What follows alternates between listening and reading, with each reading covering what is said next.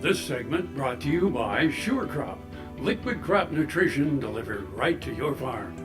We're back. Now Duane Toews and Brad White with KSU's Beef Cattle Institute talk about K-State's involvement in cattle trace. Duane Toews joining once again here on Ag AM in Kansas, and an opportunity to catch up with Brad White with the Beef Cattle Institute at Kansas State University. And Brad, Cattle Trace, a new pilot program here in Kansas that has a ton of potential for the cattle industry. Tell us a little bit about the Beef Cattle Institute and their part in that. You bet. Hi, Duane. We're excited to be a part of the program, and really this Cattle Trace program is a collaborative effort. So there's several organizations that are involved as well as some private companies.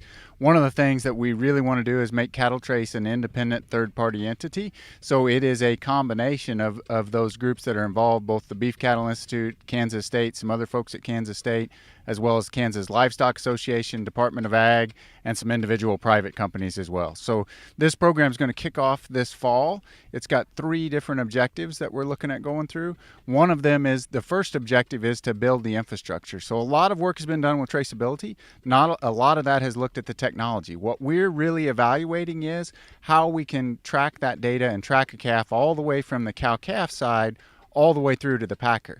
And what we're doing is a little bit novel in that we're really focusing on making this hands-free. So we're using some new technology, and comparable to our K-Tag program here in Kansas, you go on the interstate, you get a sticker, put it on your truck, go under the scan, and it's pretty hands-free on your part. Similar is what we're setting up here. We're also just collecting minimal necessary data. So we're only looking at the data that we collect would be a sighting of that animal. So who it is, where he was seen, and what's the time date stamp. So with those 2 key components, it makes it different than a lot of the traceability programs that have been done in the past.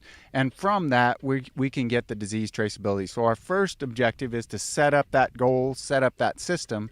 The second objective, evaluate how well it works. So we're going to do some disease tracebacks, make sure we understand how well we can do it, how quickly we can do it. What we anticipate is we're going to be able to do it a lot more quickly and pain-free for everyone involved to be able to make it to track those cattle back.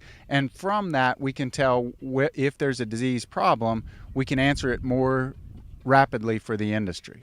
The third objective, and one of the more important ones, is what are the economics of this? So when we put it out there, and the economic question really is twofold. One, across the industry. So for the industry as a whole, what are the economics?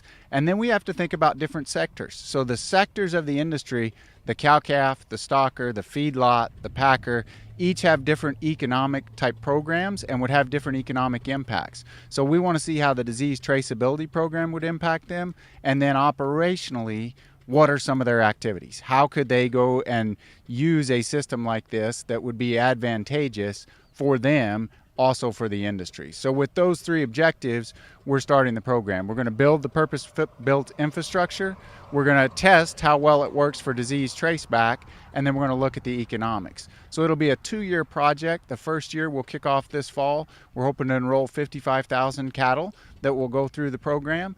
And we'll test that data starting next year. We'll also enroll some cattle next year, and then we'll look at the economics in concert with everything else. So that's in a nutshell, that's what we're looking to do. Brad, it appears from some of the pushback when we've looked at a national program on animal identification, it seems like you have addressed some of those things, looking at first speed of commerce and ultimately then cost back to the producer. Absolutely, and the cost for this program is going to be distributed through the industry. So there will be some costs with the cow-calf, some costs with the stocker, the auction market, the feedlot, but it is not a single segment of the industry that would bear the cost, because all would bear some of the benefits. And one of the big benefits of a program like this is we're able to do more rapid disease traceback. So we think about instances where that may be really important and return to commerce. But we also think about individual operations, trying to minimize the number of those operations that are affected. The speed of commerce is a big one, and this goes back to 2 key components: hands-free and minimal necessary data. So hands-free, we know we're going to have to tag calves, but after that point, we're not stopping them. They're going to go through commerce, and they just get scanned, analogous to the K-Tag program. Our thanks to Brad White with the Beef Cattle Institute joining us on Ag AM in Kansas, talking about beef trace here on Ag AM in Kansas. Jamie, we'll send it back to you. Thanks, Duane. Come back after the break for this week's Kansas Farm Bureau update.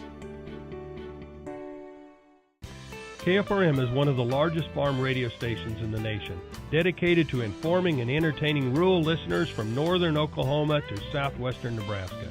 You can catch KFRM in many ways, of course, 550 on the AM dial, streaming at kfrm.com, or on your smartphone by going to the TuneIn Radio app, or on Ag AM in Kansas on Tuesdays and Facebook every day of the week.